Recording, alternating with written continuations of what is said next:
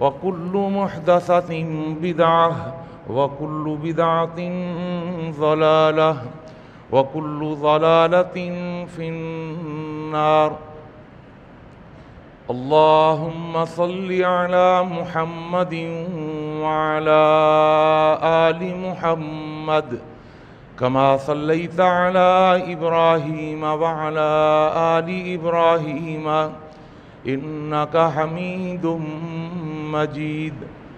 اللهم بارك على محمد وعلى آل محمد كما باركت على إبراهيم وعلى آل إبراهيم إنك حميد مجيد. فقد قال الله تبارك وتعالى في القرآن المجيد والفرقان الحميد: أعوذ بالله السميع العليم وبوجهه الكريم وسلطانه القديم من الشيطان الرجيم. بسم الله الرحمن الرحيم. والضحى والليل إذا سجى ما ودعك ربك وما قلى. رب اشرح لي صدري ويسر لي أمري واحلل عقدة من لساني يفقه قولي. سبحانك لا علم لنا إلا ما علمتنا إنك أنت العليم الحكيم. اللهم انفعنا بما علمتنا وعلمنا ما ينفعنا وزدنا علما. اللهم إنا نعوذ بك من علم لا ينفع ومن قلب لا يخشع ومن نفس لا تشبع ومن دعوة لا تسمع. ہر قسم کی تعریفات و تحمیدات، تسبیحات و تقدیسات، تہلیلات و تمجیدات اور تہنیات و تکبیرات اس اللہ جل جلالہ عم نوالہ کے لیے جس کی جتنی بھی تعریفیں بیان کی جائیں، جس کی جتنی بھی حمد و ثنا بیان کی جائے اور جس کی جتنی بھی تحسین و ستائش بیان کی جائے اور جس کے لیے جتنے بھی شکریہ کے کلمات ادا کیے جائیں کم ہیں. حق یہ ہے کہ حق ادا نہیں ہو سکتا. حمد و ثنا کے بعد درود و سلام نازل ہوں دونوں جہانوں کے سردار پیغمبر آخر الزماں حضرت محمد مصطفیٰ صلی اللہ تعالی علیہ وآلہ وسلم کی ذات اقدس پر، جسد اقدس پر، روح اقدس پر بے شمار بے حد و حساب انگنت لا تعداد کہ جنہیں اللہ تعالیٰ نے ساری کائنات کے لیے رہبر، رہنما اور تمام جہان والوں کے لیے رحمت بنا کے بھیجا ہے. مختصر سی حمد و صلات کے بعد قرآن مجید کا 30ویں پارے کی ایک سورۃ الضحیٰ کی ابتدائی 3 آیات کریمہ آپ کے سامنے تلاوت کی ہیں. اللہ تعالیٰ سے دعا ہے اللہ مجھے اور آپ کو، ہم سب کو قرآن مجید کا صحیح فہم اور قرآن مجید کی صحیح سمجھ عطا فرما دے، اور جمعے کی وساطت سے میں اور آپ جو بھی قرآن و حدیث کی باتیں اور نصیحتیں سنتے اور سناتے ہیں اللہ ہمیں ان پر اخلاص کے ساتھ عمل پیرا ہونے کی بھی توفیق عطا فرما دے.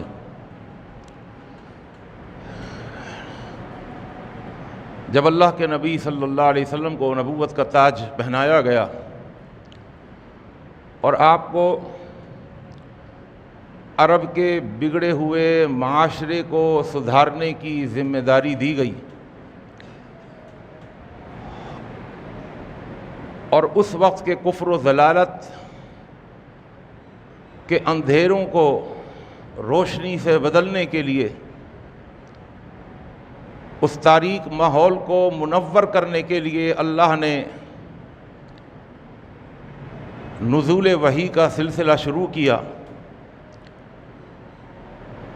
اور ایک روشن کتاب اللہ نے اپنے پیغمبر کو عطا کی، جس وحی الہی کے نور کی روشنی سے اللہ کے پیغمبر صلی اللہ علیہ وسلم کفر و ضلالت کے اندھیروں کو ختم کرنے کے لیے انفرادی طور پر، اجتماعی طور پر چھپ چھپ کر، پہاڑ پر کھڑے ہو کر اجتماعی انداز میں آپ نے تبلیغ کا آغاز کیا۔ یہ وہ وقت تھا کہ کعبہ کے اندر اللہ وحدہ لا شریک لہ کے اس توحید کے مرکز کے اندر 360 بت رکھے ہوئے تھے،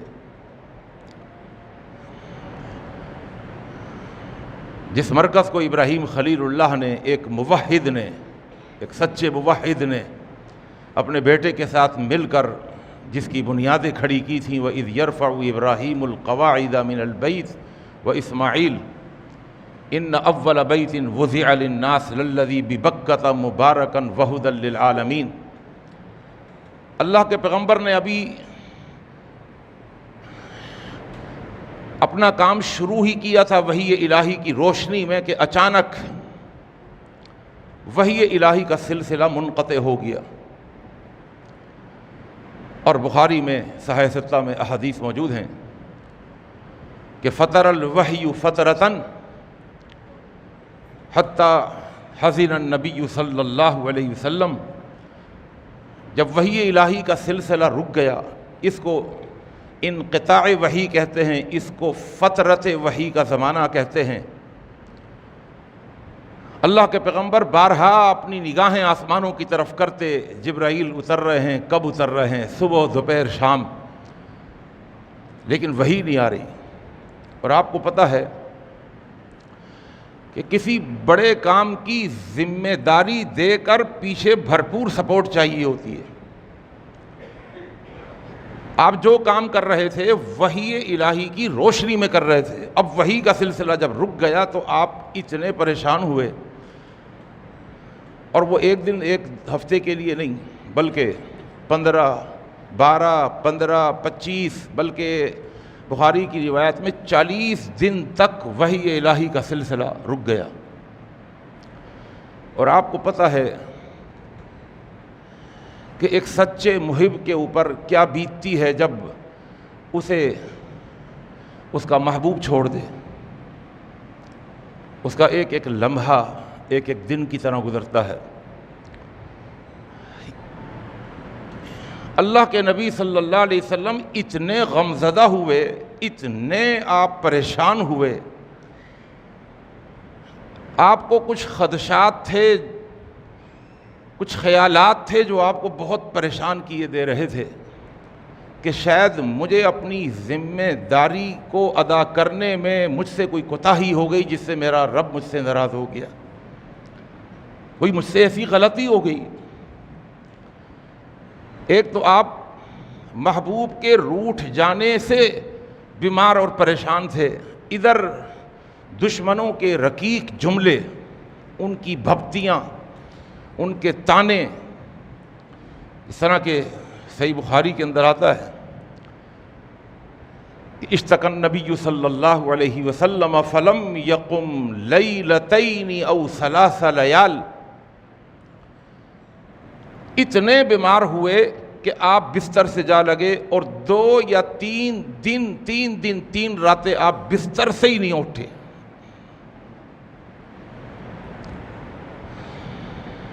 فجاءت امرأۃ، ایک عورت آئی، یہ کون تھی؟ ابو لہب کی بیوی ام جمیل، حضور کی چچی، اور آ کر کیا کہنے لگی؟ یا محمد صلی اللہ علیہ وسلم،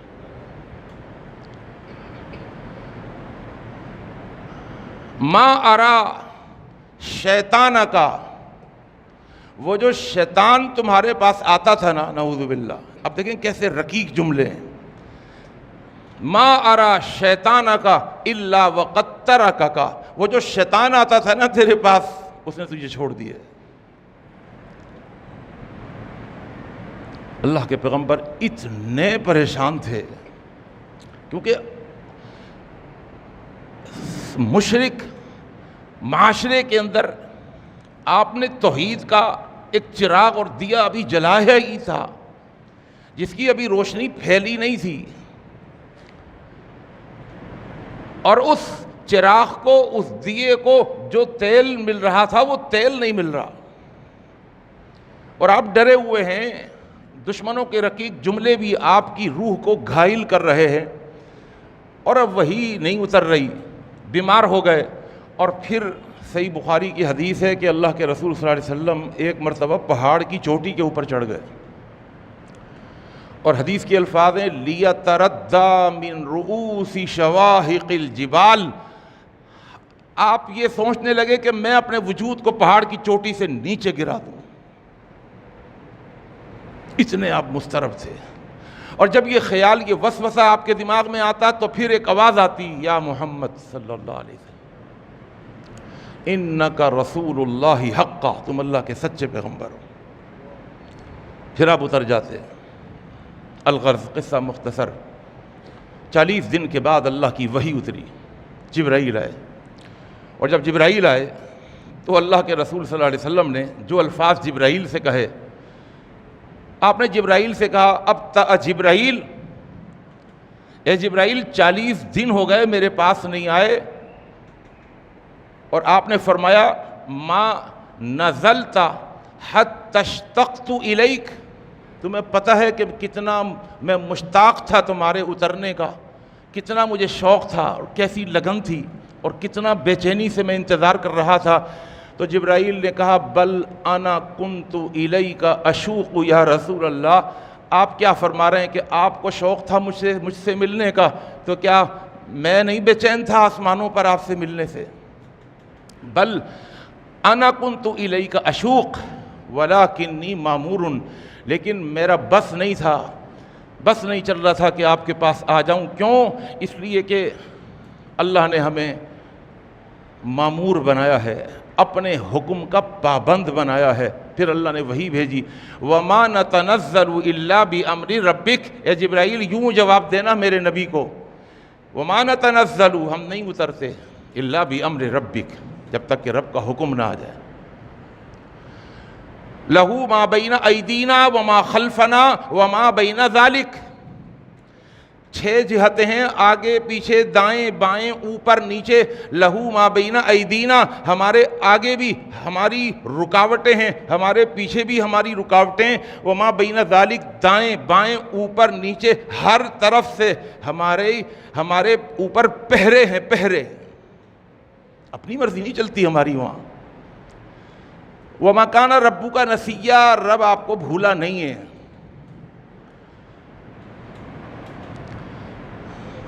اور جو آیتیں لے کر آئے جبرائیل، یہ تو نہ آنے کی وجہ بیان کر دی کہ میں اس لیے نہیں آ سکا، اس لیے کہ خود نہیں آ سکتا تھا رب کے حکم کے بغیر۔ اور پھر جو وحی اتری 40 دن کے بعد وہ یہ تھی، بسم اللہ الرحمن الرحیم، والضحیٰ واللیل اذا سجا ما ودعک ربک وما قلی۔ یہ 3 آیتیں آپ کے سامنے پڑھی ہیں۔ میری کوشش ہے کہ بالکل ہی مختصر سے وقت میں ٹو دی پوائنٹ گفتگو کر کے ان 3 آیتوں کا مطلب سمجھاؤں اور بتاؤں، اور آپ کو پتہ چلے کہ ان آیتوں کے اندر ہمارے لیے بھی کیا میسیج ہے، کیا پیغام ہے۔ اللہ نے 2 قسمیں کھا کے فرمایا، والضحیٰ واللیل اذا سجا، یہ 2 قسمیں ہیں، اور 2 قسمیں کھا کے فرمایا ما ودعک ربک وما قلی، آپ کے رب نے آپ کو چھوڑا نہیں ہے، وما قلی، وہ آپ سے بیزار نہیں ہوا، ناراض نہیں ہوا، وہ خفا نہیں ہے آپ سے۔ تو دل سے یہ نکال دیجئے کہ وہی اس لیے روکی ہے کہ آپ کا رب آپ سے ناراض ہو گیا۔ اب یہ جو 2 قسمیں کھائی ہے نا، اگر آپ توجہ کریں گے، اور کرنی بھی چاہیے بھائی، کیونکہ قرآن مجید کی جو آیتیں ہیں نا، یہ سورت تقریباً سب کو یاد ہے، ہر مغرب عشاء میں پڑھی جاتی ہے، لیکن ان آیتوں کو سمجھنا بھی چاہیے۔ آیتوں کا مسئلہ یہ ہے کہ قرآن مجید کی جو آیتیں ہیں، ان آیتوں کا ایک ظاہر ہے، ایک باطن ہے۔ اللہ کے رسول صلی اللہ علیہ وسلم کی حدیث ہے ابن حبان کی، انزل القرآن علی 7 احرف لکل آیت منہا ظہر و بطن ولکل حد و مطلع۔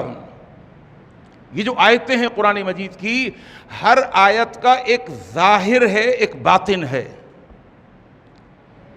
یعنی آیتوں کا ایک ظاہری معنی ہے، الفاظ کا ترجمہ، یہ اس کا ظاہری معنی ہے، لیکن یہ نہ سمجھنا کہ یہ قرآن مجید بس صرف اپنے ظاہری معنی رکھتا ہے، نہیں، وَبَطَنٌ، کچھ معانی اور مفاہیم ایسے ہیں جو ظاہر میں نظر نہیں آتے لیکن اس کے اندر چھپے ہوئے ہیں۔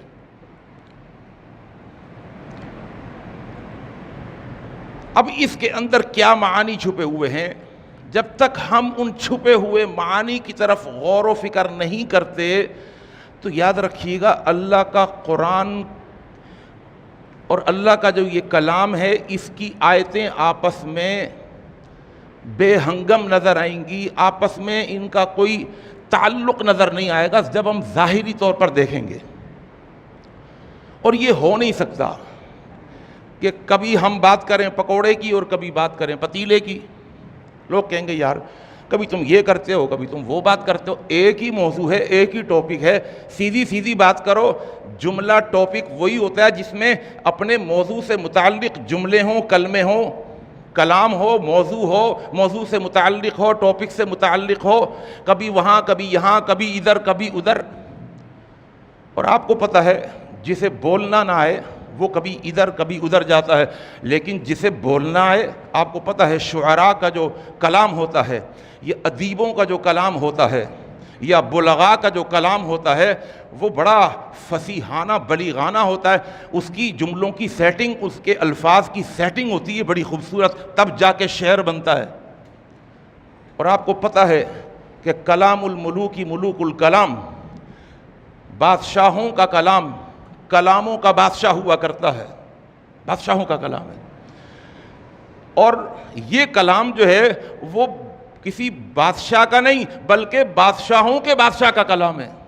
یہ کیسے ہو سکتا ہے کہ اس کے کلام کے اندر کوئی ربط نظر نہ آئے، کوئی تعلق نظر نہ آئے، کبھی کوئی بات کبھی کوئی بات، آپس میں ایک بات کا دوسری بات سے کوئی تعلق نہ ہو؟ ایسا نہیں ہے۔ جبھی اس باطنی معنی کو سمجھنے کے لیے اللہ کا قرآن بارہا ہمیں تدبر کی دعوت دیتا ہے۔ افلا یتدبرون القرآن افلا یعقلون وَلَقَدْ يَسَّرْنَا الْقُرْآنَ لِلذِّكْرِ فَهَلْ مِن مُدَّكِرٍ۔ تو میں اگر اس کے ظاہری معنی کر دوں تو آپ سن تو لیں گے لیکن مزہ نہیں آئے گا، اور اگر اس کے باطنی معنی آپ کے سامنے ظاہر کر دوں اللہ کی توفیق سے تو آپ کہیں گے کیا خوبصورت کلام ہے، کیا میسج دیا اللہ نے اپنے نبی کو۔ ظاہری معنی کے اندر اب چلیے دیکھیے، اگر ہم اس کا ایک ظاہری معنی لے لیں، بہت توجہ کی ضرورت ہے۔ والضحیٰ، ضحیٰ سے مراد پورا دن بھی ہو سکتا ہے، کیونکہ سورہ اعراف میں اللہ نے لفظ ضحیٰ سے پورا دن مراد لیا ہے۔ پوری توجہ ہوگی تب بات سمجھ میں آئے گی بھائی۔ اللہ نے فرمایا افامین اہل القریٰ ان یأتیہم بأسنا بیاتا وہم نائمون، یہ بستیوں میں رہنے والے، شہروں میں رہنے والے کیا مامون ہو گئے ہیں، بے خوف ہو گئے ہیں؟ کس بات سے؟ ان یأتیہم بأسنا بیاتا، کہ رات کو سوتے ہوئے ہمارا عذاب آ جائے، اور یہ پڑے ہوئے سو رہے ہو۔ ڈرنا چاہیے سوتے ہوئے بھی اللہ سے، کہیں اللہ کا عذاب نہ آ جائے، کوئی زلزلہ نہ آ جائے، کوئی خبر نہ آ جائے، کوئی فون نہ آ جائے کہ فیکٹری جل گئی، دکان لٹ گئی، یہ ہو گیا وہ ہو گیا، اللہ کا عذاب نہ آ جائے۔ کیا یہ بے خوف ہو کے سو رہے ہیں؟ جیسا کہ آج ہم بے خوف ہو کے سوتے ہیں، غزہ میں جو ہو رہا ہے ہوتا رہے۔ اگلی آیت اَوَأَمِنَ أَهْلُ الْقُرَىٰ أَن يَأْتِيَهُمْ بَأْسُنَا ضُحًى، یہ وہ آ گیا وَالضُّحَىٰ۔ کیا بستی والے اس بات سے بے خوف ہو گئے ہیں کہ ہمارا عذاب آ جائے ضحًا، دن کے اندر، وَهُمْ يَلْعَبُونَ، اور وہ دن میں اپنے کھیل کود میں لگے ہوئے ہیں؟ جیسا کہ آج غزہ کے اندر مسلمانوں کی لاشیں، بچوں کی لاشوں کے ٹکڑے پڑے ہوئے ہیں، اور ہمارے ہاں کون سے میچ ہو رہے ہیں، پتہ نہیں کیا نام ہے اس کا، ہاں بھی ادھر پی ایس ایل میچ ہو رہے ہیں۔ کیا یہ بے خوف ہو گئے ہیں کہ دن کے اندر یہ اپنے کھیل کود میں مصروف ہوں اور ہمارا عذاب آ جائے؟ اور آ رہا اللہ کا عذاب، اللہ محفوظ رکھے، بس ہم سب جانتے ہیں۔ ہماری نیو جنریشن کو تو پتہ ہی نہیں ہے، یہ ٹک ٹاک میں لگے ہوئے ہیں، یہ فیس بک میں لگے ہوئے ہیں، ان کو پتہ ہی نہیں کیا ہونے جا رہا ہے، کیا ہو رہا ہے، کیا عذاب ہے جو سر پر منڈلا رہا ہے، پتہ ہی نہیں ہے۔ بہرحال تو میں نے ان دو آیتوں سے آپ کو یہ بتا دیا کہ ضحن سے مراد پورا دن بھی ہو سکتا ہے۔ کیوں اللہ نے ایک آیت میں رات کا ذکر کیا اور دوسری آیت میں ضحن کا ذکر کیا، تو رات کے مقابلے میں دن آتا ہے، تو اس سے مراد پورا دن بھی ہو سکتا ہے۔ تو گویا اللہ تعالیٰ قسم کھا رہا ہے، والضحیٰ مجھے پورے دن کی قسم، واللیل اذا سجا مجھے پوری رات کی قسم، ما ودعک ربک وما قلی آپ کے رب نے آپ کو چھوڑا نہیں، آپ سے بیزار نہیں ہوا۔ پورے دن کی قسم اور پورے رات کی قسم کا مطلب کیا ہے، اس کو سمجھے، میں آگے کی طرف بڑھوں تاکہ اللہ کہتا ہے میرے حبیب آپ سمجھتے ہیں ہم آپ کو چھوڑ دیں گے؟ آئیے میں آپ کو بتاؤں، دن میں جتنے گھنٹے ہوتے ہیں، گھنٹوں میں جتنے منٹس ہوتے ہیں، اور منٹس میں جتنے سیکنڈز ہوتے ہیں، میں دن کے کسی بھی لمحے کے اندر آپ کو نہیں چھوڑنے والا، میں رات کے کسی بھی لمحے میں آپ کو نہیں چھوڑنے والا۔ یعنی اللہ نبی سے کہتا ہے ان 40 دنوں اور 40 راتوں کا ایک ایک لمحہ اس بات کا گواہ ہے کہ آپ کے رب نے آپ کو نہیں چھوڑا۔ کیسے گواہ ہے؟ سوال پیدا ہوگا، کیسے گواہ ہے؟ اللہ کہتا ہے میں نظام کائنات کو بھی تلپٹ کر دیتا اگر آپ سے ناراض ہو جاتا۔ یہ بتا رہا ہے، یہ نبی کے ساتھ محبت کا ایک انداز ہے، سمجھ رہے ہیں آپ؟ اللہ اکبر، میں اس نظام کائنات کو ہی نہیں چلنے دیتا اگر میں آپ سے خفا ہو جاتا تو۔ یہ کیسے آپ نے سوچ لیا کہ آپ کا رب آپ سے ناراض ہو گیا؟ اللہ ناراض بھی ہو جائے آپ سے، خفا بھی ہو جائے، اور وہ اللہ کی ناراضگی دنوں سے ہفتوں میں بھی بدل جائے، پھر ہفتوں سے مہینے میں بھی بدل جائے، 40 دن گزر جائیں اور پھر بھی نظام کائنات ویسا ہی چلتا رہے، یہ نہیں ہو سکتا۔ دن رات کا ایک ایک لمحہ اسی طرح چلتا رہا جس طرح چلتا رہا تھا۔ اس کا مطلب یہ آپ کا رب آپ سے ناراض نہیں ہے۔ یہ تو میں نے آپ کے سامنے معنی رکھا کہ والضحیٰ سے مراد پورا دن، واللیل اذا سجا سے مراد پوری رات۔ لیکن آئیے میں اس کے باطنی معنی کے اندر سے ایک اور قیمتی ہیرا آپ کے سامنے رکھنے والا ہوں، آپ کی توجہ چاہتا ہوں۔ جب ہم لفظ الضحیٰ پر غور کرتے ہیں، والضحیٰ، تو عربی زبان میں ضحیٰ چاشت کے وقت کو کہتے ہیں، ہم سب جانتے ہیں چاشت کا وقت، ٹھیک ہے جی۔ تو اب جب ہم غور کرتے ہیں تو پتہ یہ چلتا ہے کہ دن کے اندر جو اوقات ہیں ان کے 3 درجے ہیں، دن کے ابتدائی اوقات، دن کے درمیانی اوقات اور دن کے انتہائی اوقات۔ بھائی توجہ چاہتا ہوں، یہ چونکہ میں آپ کو ظاہری معنی نہیں سمجھا رہا، تو اس کے اندر گھسنے کے لیے تدبر کرنا ہوگا، تفکر کرنا ہوگا، تعقل کرنا ہوگا، تب بات سمجھ میں آئے گی۔ میں عرض یہ کر چکا ہوں کہ دن کے ابتدائی اوقات، درمیانی اوقات، انتہائی اوقات، اسی طرح رات کے ابتدائی اوقات، درمیانی اوقات اور رات کے انتہائی اوقات۔ آپ کے نالج میں اضافہ ہوگا، میں عرض کر دوں قرآن و حدیث کی روشنی میں کہ دن کے ان تینوں اوقات میں سب سے خوبصورت اوقات، سب سے فضیلت والے اوقات اور سب سے برکت والے اوقات وہ دن کے ابتدائی اوقات ہیں،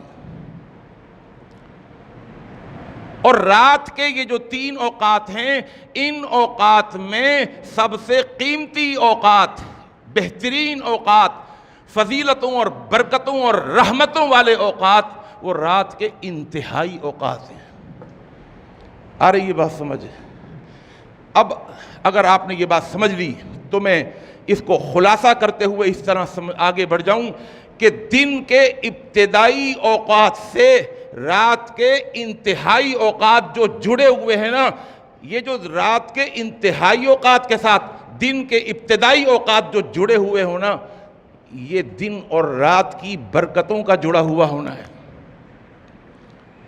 اگر آپ سمجھیں، دن کے ابتدائی اوقات برکت والے اور رات کے انتہائی اوقات برکتوں والے، تو ایک برکت دوسری برکت سے جڑی ہوئی، کامن سینس کی بات ہے۔ تو یہ بڑا قیمتی وقت ہے، تو اللہ ان قیمتی اوقات کی قسم کھا رہا ہے۔ توجہ چاہیے اب، فرمایا بسم اللہ الرحمن الرحیم والضحیٰ، مجھے قسم ہے چاشت کے وقت کی، یہ دن کے ابتدائی اوقات ہیں، چاشت کے وقت کی۔ اچھا، عربی گرامر جاننے والے جانتے ہیں کہ ضحیٰ چاشت کے وقت کو بھی کہتے ہیں، اشراق کے وقت کو بھی کہتے ہیں۔ ضحیٰ اشراق کا وقت اور چاشت کا وقت، اس کے لیے لفظ ضحیٰ استعمال ہوتا ہے۔ یعنی اللہ فرماتا ہے مجھے چاشت کے وقت کی قسم، مجھے اشراق کے وقت کی قسم، مجھے دن کے ابتدائی بابرکت اوقات کی قسم، واللیل اذا سجا، پوری رات کی نہیں، بلکہ واللیل کے بعد ایک لفظ اللہ نے ذکر کیا، اذا سجا۔ اذا سجا قرینہ ہے اس بات پر، علامت ہے اس بات پر، دلیل ہے اس بات پر کہ واللیل سے مراد پوری رات نہیں ہے، بلکہ اذا سجا بتا رہا ہے رات کے آخری اوقات ہیں۔ کس طرح؟ اس لیے کہ سجا کسے کہتے ہیں، سجا سمجھیے گا، سجا کہتے ہیں اذا رکد اللیل، جب رات ٹھہر جائے، اذا سکن اللیل، جب رات پرسکون ہو جائے، حرکت سکون سے بدل جائے۔ یہ دونوں متضاد لفظ ہیں، حرکت ہوگی تو سکون نہیں ہوگا، سکون ہوگا تو حرکت نہیں ہوگی۔ تو اللہ کہتا ہے مجھے اس رات کے حصے کی قسم، اذا سجا، جب حرکت سکون سے بدل جاتی ہے۔ اب ذرا غور کیجئے کہ حرکت سکون سے کب بدلتی ہے؟ مغرب کے بعد رات شروع ہو جاتی ہے، ٹھیک ہے نا، لیکن حرکت سکون سے نہیں بدلتی۔ میں شہری علاقوں کی بات کر رہا ہوں، اسی طرح کاروبار، اسی طرح دکانیں کھلی ہوئی ہیں، اسی طرح چہل پہل، اسی طرح آنا جانا وغیرہ وغیرہ، لیکن ہم سب جانتے ہیں کہ مضافات کے اندر، علاقوں میں، دیہاتوں میں، وہاں مغرب کے بعد سے رات کی حرکت، رات شروع ہو جاتی ہے اور حرکت بڑی تیزی سے سکون سے بدلتی ہے۔ لوگ شٹر بند کرتے ہیں، دکانیں بند کرتے ہیں، کاروبار بند کرتے ہیں اور اپنا آنا جانا، کاروبار، ملنا جلنا بند کر کے گھروں کی طرف چلے جاتے ہیں۔ یہ حرکت سکون سے بدلنا شروع ہوئی ہے۔ اور پھر عشاء کے بعد فل اندھیرا ہو جاتا ہے۔ اب ہونا تو یہ چاہیے، فطرت کا تقاضا ہے کہ حرکت مکمل سکون سے بدل جائے، شریعت کا حکم بھی یہ ہے، لیکن ہم کیا کرتے ہیں؟ ہم تو فطرت سے لڑنے والے لوگ ہیں، بڑی طاقت ہے ہمارے اندر، تو وہ کبھی بھی کچھ نہیں ہوگا، ایسی کی تیسی۔ اللہ نے سورج کی لائٹیں بند کری تو ہم نے یہاں پر ہزار ہزار واٹ کے سیور لگائے ہوئے ہیں، ہم نے رات کے اندھیرے کو روشنی سے بدل کے دکھا دیا۔ بڑا کمال کیا نا، بھگت رہے ہیں آج ہم، اسپتال بھرے ہوئے ہیں، سوال ہی پیدا نہیں ہوتا۔ فطرت سے لڑیں گے ہم، فطرت سے لڑنے والے نے مرنا ہی ہوتا ہے۔ آگ میں ہاتھ دھو گے، ہاتھ میں جل نہیں ہے نا ایسا۔ بہرحال میں آپ کو جو چیز سمجھانا چاہ رہا ہوں، اذا سجا کو سمجھیے گا۔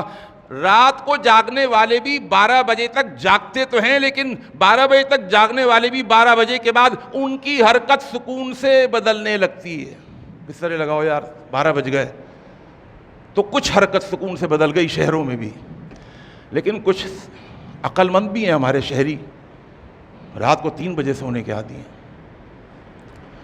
ہے نا۔ عقل مندوں کی تو کمی نہیں ہے، ہر جگہ موجود ہوتے ہیں۔ وہ رات کو معمول ہے 3 بجانا، لیکن آپ کیا سمجھتے ہیں؟ رات کو 3 بجے تک جاگنے والے، حرکت میں رہنے والے، رات کے 3 بجے بھی وہ کیا کر رہے ہوتے ہیں؟ بستر پر آ جاتے ہیں۔ اب رات کے 3 بجے کے بعد کا جو وقت ہوتا ہے نا، یہ واللیل اذا سجا کی ایک عملی تصویر ہوتا ہے کہ جاگنے والے بھی 3 بجے سو گئے،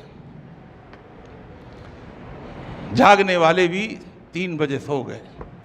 اب رات کا یہ وہ وقت ہے، اللہ کہتا ہے کہ اس وقت کے اندر زندگی کی حرکت سکون سے بدل جاتی ہے، چلتا ہوا وقت ٹھہر جاتا ہے۔ ٹھہرنے کا مطلب یہ نہیں کہ وقت رک گیا، وقت نہیں رکتا، وقت کی رفتار تو کبھی نہیں رکی، لیکن اس وقت کے اندر یہ جو لوگوں کی حرکت تھی نا، آنا جانا، ملنا جلنا، بات چیت، یہ ٹھہر گیا، حرکت سکون سے بدل گئی. تو اللہ فرماتا واللیل اذا سجا، مجھے رات کے ان لمحوں کی قسم جن لمحوں میں اذا سجا، جب رات کے اوقات ٹھہر جاتے ہیں، حرکت سکون سے بدل جاتی ہے. یہ کون سے اوقات ہیں؟ یہ رات کے آخری اوقات ہیں. اللہ اکبر. اور یہ وقت ہے کچھ لوگوں کے سونے کا، اور یہ وہ وقت ہے کچھ لوگوں کے بستر سے اٹھنے کا. تتجافى جنوبهم عن المضاجع يدعون ربهم خوفا وطمعا وبالاسحار هم يستغفرون. یہ سحری کے وقت اٹھ جاتے ہیں اللہ سے. کیا کرتے ہیں؟ اللہ کے آگے اپنے گناہوں کو رکھ دیتے ہیں، اللہ معاف کر دے. اللہ رات کے ان خوبصورت اور برکتوں والے اوقات میں ہمیں اٹھنے والا بنا دے. اب میں واپس اپنے انہی آیتوں کی طرف آ رہا ہوں اور ایک چیز سمجھانا چاہ رہا ہوں، اور پھر آخری بات آپ کے آگے عرض کر کے میں مکمل کر رہا ہوں اپنی تقریر. بہت توجہ چاہیے. یہ بڑے اس وقت جو آپ کے سامنے 10 منٹ کے اندر سمجھ لیجئے کہ مکھن رکھ رہا ہوں آپ کے آگے اب تک کی پوری تقریر کا. توجہ چاہتا ہوں. والضحیٰ، مجھے دن کے ابتدائی برکتوں والے، رحمتوں والے، فضیلتوں والے، سعادتوں والے وقت کی قسم.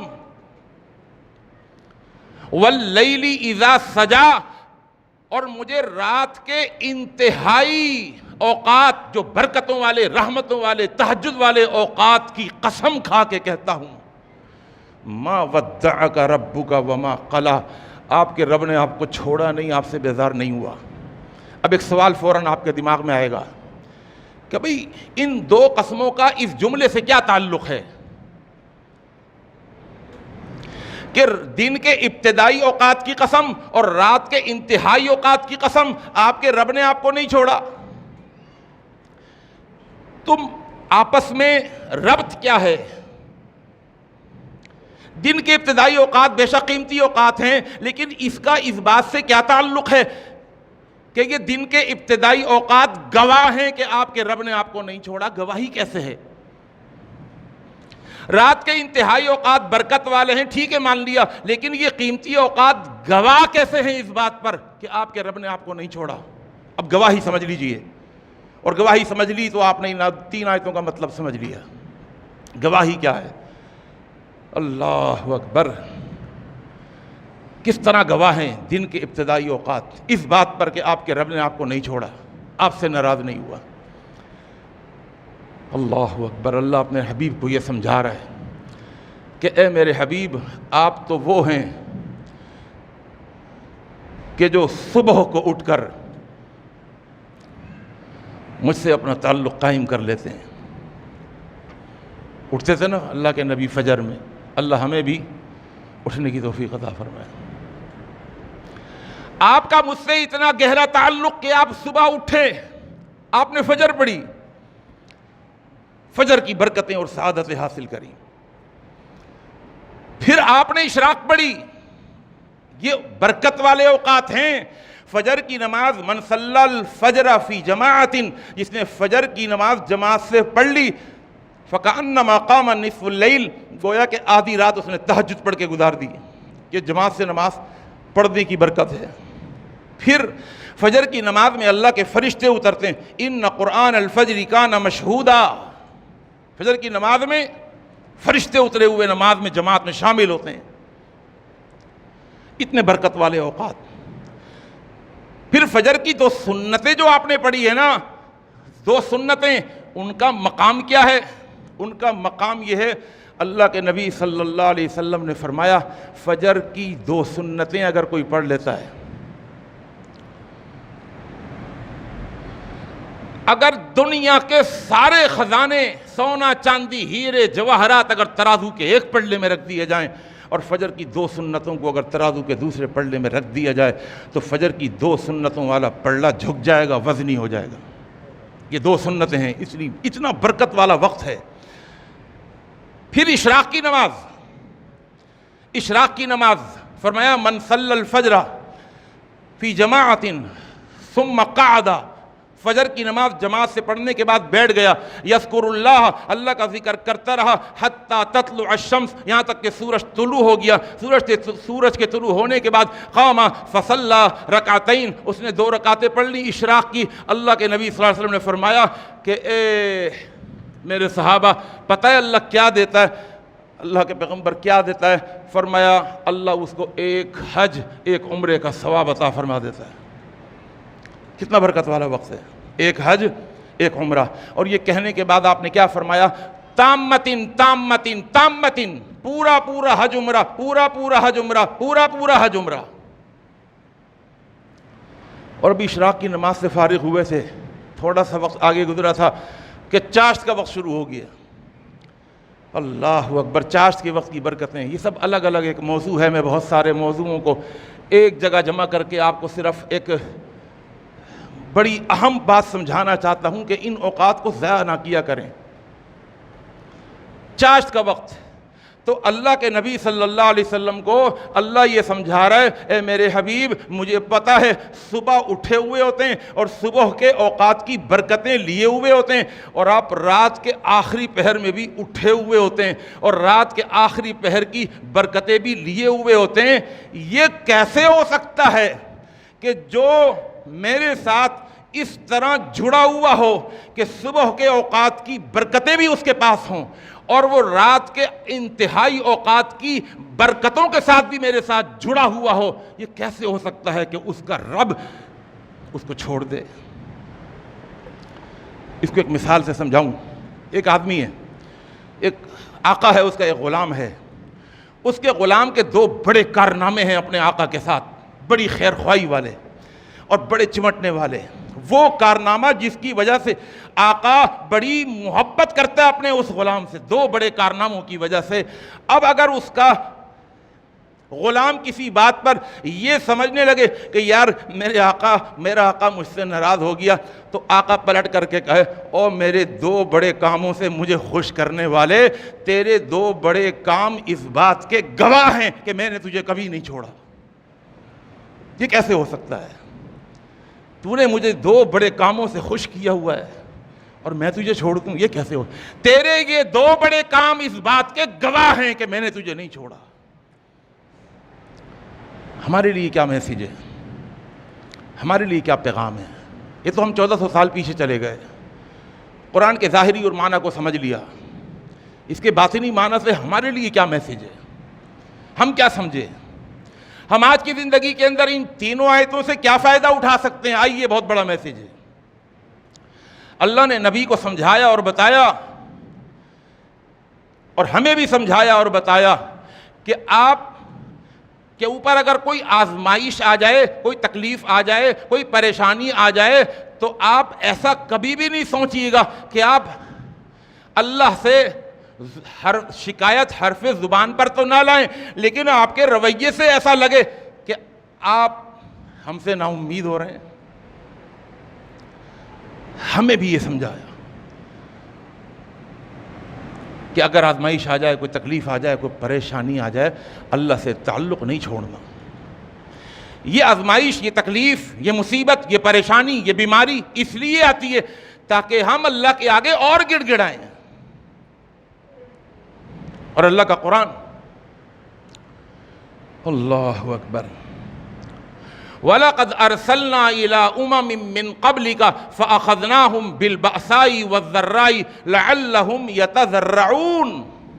یہ جو مصیبتیں آتی ہیں، پریشانیاں اللہ دیتا ہے، اس لیے دیتا ہے تاکہ ہم اللہ کے آگے گڑ گڑائیں، روئیں، عاجزیہ دکھائیں، اللہ کے آگے خوب روئیں، ہم تضرع اختیار کریں، تذلل اختیار کریں۔ ایک اور مقام پہ فَلَوْلَا إِذْ جَاءَهُمْ بَأْسُنَا تَضَرَّعُوا، اللہ شکوہ کرتا ہے کیوں انہوں نے ایسا نہیں کیا کہ جب ان کے اوپر تکلیف آئی، پریشانی آئی، مصیبت آئی، بیماری آئی، تو انہوں نے عاجزی اختیار کیوں نہیں کی؟ یہ تو اس لیے آئی تھی تاکہ یہ تکبر کو چھوڑ کر عاجز بندے بن جائیں، مجھ سے تعلق کو قائم کر لیں، میری طرف رجوع کر لیں۔ ایک اور مقام پہ اللہ نے فرمایا وَلَقَدْ أَخَذْنَاهُمْ بِالْعَذَابِ فَمَا اسْتَكَانُوا لِرَبِّهِمْ وَمَا يَتَضَرَّعُونَ۔ اللہ نے کچھ عذاب اگر ان کو ڈالا، وَلَنُذِيقَنَّهُمْ مِنَ الْعَذَابِ الْأَدْنَىٰ دُونَ الْعَذَابِ الْأَكْبَرِ، یہ جو ہم چھوٹے چھوٹے عذاب پھر بڑے عذاب سے پہلے یہ چھوٹی چھوٹی آزمائشیں ڈالتے ہیں، کس لیے؟ لعلہم یرجعون، تاکہ اللہ کی طرف رجوع کریں۔ کتنے بڑے بدبخت ہیں وہ لوگ جو تکلیفوں میں بھی ہیں، پریشانیوں میں بھی ہیں، اور اللہ کی طرف رجوع نہیں کر رہے۔ جیسے ہماری آئی ہوئی تکلیف ہم ہی دور کریں گے، تمہارا باپ بھی دور نہیں کر سکتا۔ حضرت ایوب علیہ السلام، تکلیف آئی، بیماری آئی، پریشانی آئی، حالانکہ دولت تھی، شہرت تھی، اولاد تھی، بنگلہ تھا، کاروبار تھا، بیوی تھی، کہا اللہ اس لیے یہ کیسے روزے چھوڑ دے، یہ کیسے نمازیں چھوڑ دے، اس کو کوئی فکر ہے؟ کوئی کاروبار تو چل رہا ہے، اب نمازیں نہیں پڑھے گا تو اور کیا کرے گا؟ یہ کوئی ٹینشن ہو، پریشانی ہو، پھر دیکھوں نمازیں کیسے پڑھتا ہے، تو اس سے تعلق کیسا قائم کرتا ہے۔ اللہ نے آزمائش میں ڈال دیا ایوب علیہ السلام، اور 1 مہینے کی نہیں، سالوں کی آزمائش، اور بیماری بھی ایسی، ظاہری جسم خراب ہو گیا، آبلے اور پھوڑے نکل گئے، بیوی بچے رشتہ داروں نے سب نے چھوڑ دیا، اولاد بھی مر کھپ گئی، کاروبار بھی ختم ہو گیا، اکیلے ہیں اور ایک ان کی بیوی ہے بس۔ اور اللہ کا قرآن بھی کیا کہتا ہے؟ اِنَّا وَجَدْنَاهُ صَابِرًا، 3 ٹائٹل اللہ نے ایوب کو دیے، ہم نے اپنے ایوب کو صبر کرنے والا پایا۔ جس کے صبر کی سند، جس کے صبر کا سرٹیفکیٹ، اور جس کے صبر کا ٹائٹل اللہ خود دے دے، اس سے بڑا کون صبر کرنے والا ہو؟ اور پھر اللہ نے دوسرا ٹائٹل دیا، نعم العبد، کیا ہی خوبصورت ہمارا بندہ تھا، تکلیفوں میں بھی ہمیں نہیں بھولا، آزمائش اتنی زبردست تھی، اتنی خطرناک تھی، لیکن نعم العبد، کتنا ہی پیارا بندہ تھا، ہم سے تعلق نہیں توڑا۔ اور تیسرا ٹائٹل انہ اواب، وہ رجوع کرنے والا تھا ہماری طرف۔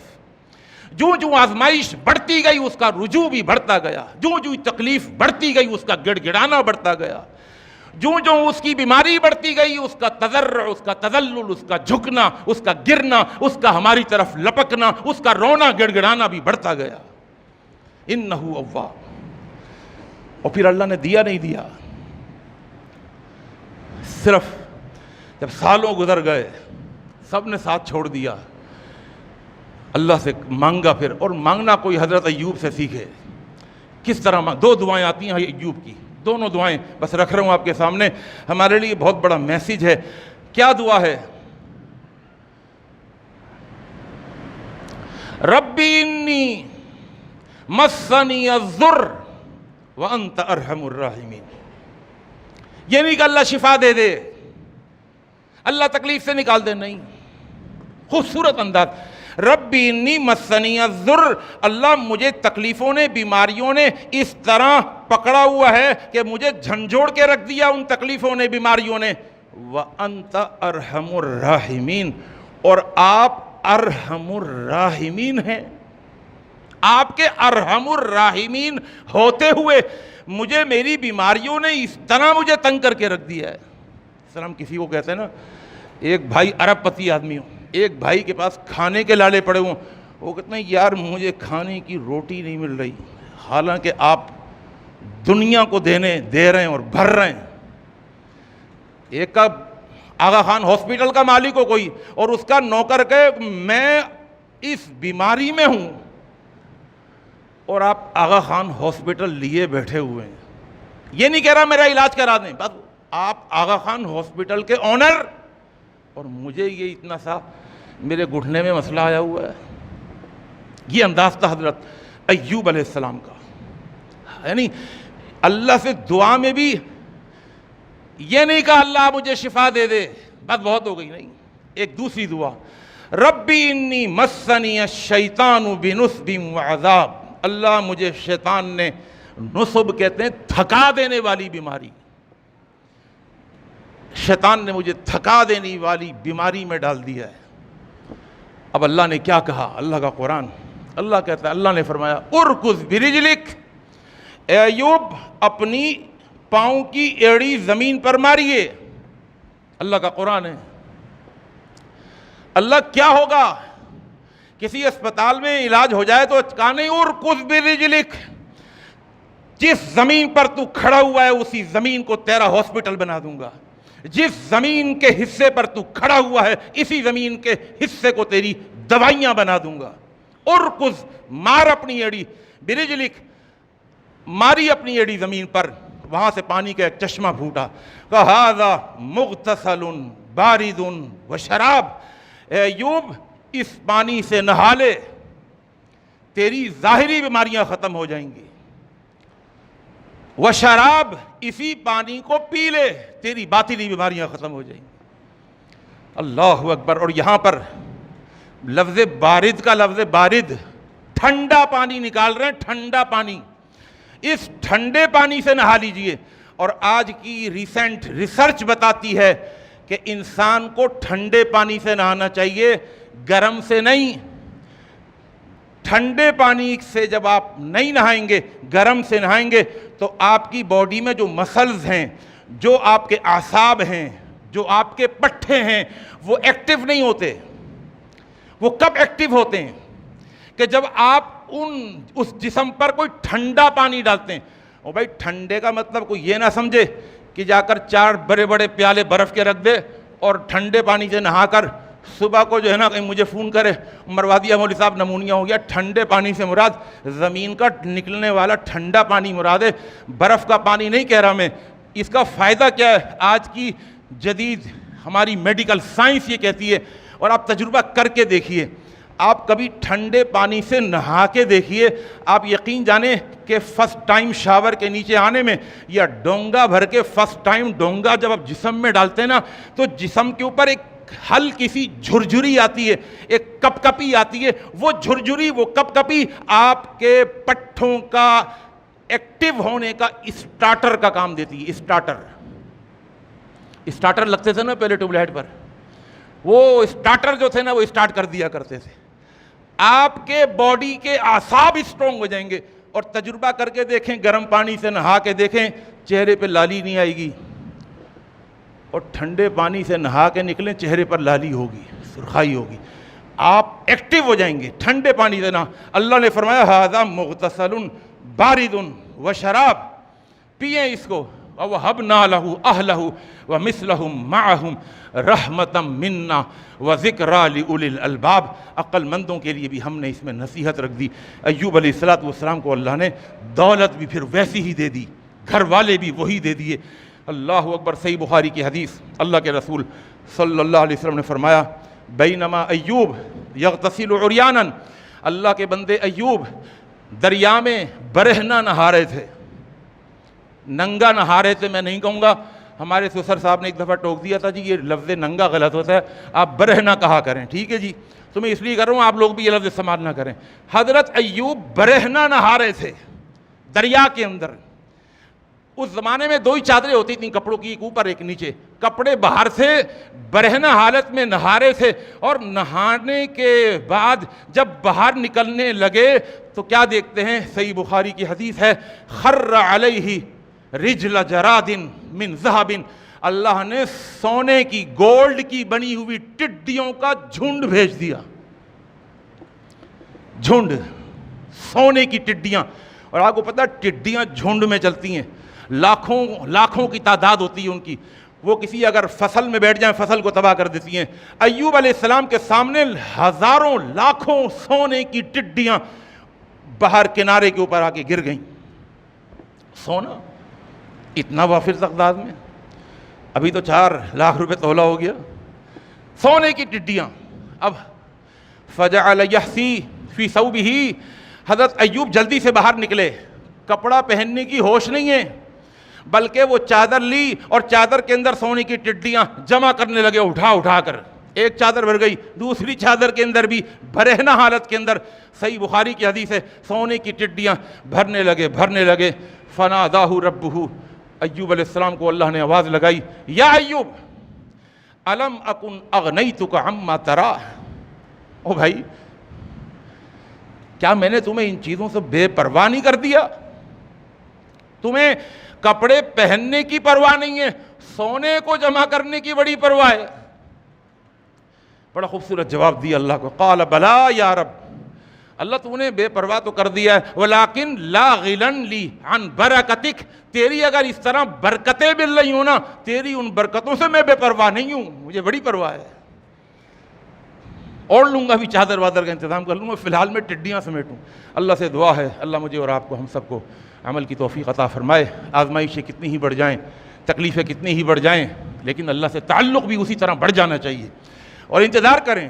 اللہ نے دن اور رات کی قسم کھا کے نبی کو سمجھایا کہ آپ نے اس دن اور رات کے نظام سے نہیں سمجھ لیا کہ آپ کا رب آپ سے ناراض نہیں ہوا، یہ نظام کبھی دن ہے تو کبھی رات ہے، رات کے اندر کتنا ہی اندھیرا کیوں نہ ہو جائے، صبح و نیا نہیں ہوتا ہے، بے شک آپ کی آزمائش کتنی ہی لمبی کیوں نہیں ہو گئی، صبح و نیا نہ تھا، انتظار کرتے آپ دن اور رات سے ہی سمجھ لیتے، دن اور رات آپ کو بتا دیتے کہ آپ کا رب آپ سے ناراض نہیں ہوا۔ اقول قولی ھذا استغفر اللہ لی ولکم۔